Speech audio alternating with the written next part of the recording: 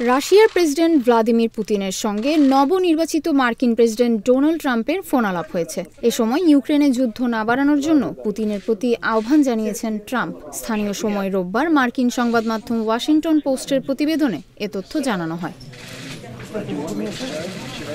এতে বলা হয়, বৃহস্পতিবার ফ্লোরিডা থেকে পুতিনকে ফোন করেছিলেন ট্রাম্প। মার্কিন প্রেসিডেন্ট হিসেবে নির্বাচিত হওয়ার মাত্র একদিন পরই এই ফোনালাপ হয়। এ নিয়ে ট্রাম্পের প্রতিনিধিদের কাছ থেকে কোনো বক্তব্য পায়নি এএফপি।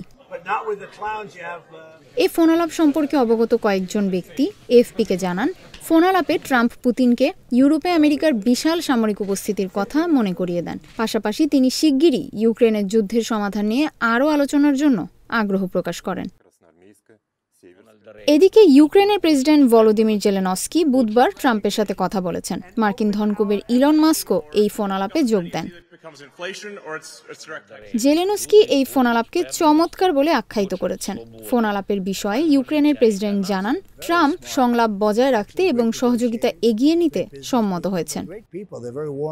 বর্তমান মার্কিন প্রেসিডেন্ট জো বাইডেনের প্রশাসন জানিয়েছে, ২০ জানুয়ারি ট্রাম্পের অভিষেকের আগেই তারা ইউক্রেনে যতটা সম্ভব সহায়তা পাঠাবে। বাইডেনের প্রশাসনের যাত্রা শুরুর পর থেকে ইউক্রেনে এ পর্যন্ত $18.3 বিলিয়ন সামরিক সহায়তা দিয়েছে যুক্তরাষ্ট্র। নির্বাচনী প্রচারে ট্রাম্প স্পষ্ট করে বলেছেন, ক্ষমতায় আসলে ২৪ ঘন্টার মধ্যে ইউক্রেন রাশিয়া যুদ্ধ বন্ধ করে দেবেন। বিশ্লেষকরা বলছেন, ট্রাম্প সম্ভবত ইউক্রেনকে সহায়তা বন্ধ করে দেবেন। ট্রাম্প পুতিনের সঙ্গে এমন একটি চুক্তিতে পৌঁছাতে পারেন যা জেলেনস্কিকে অনেক কিছু স্বীকার করে নিতে বাধ্য করতে পারে।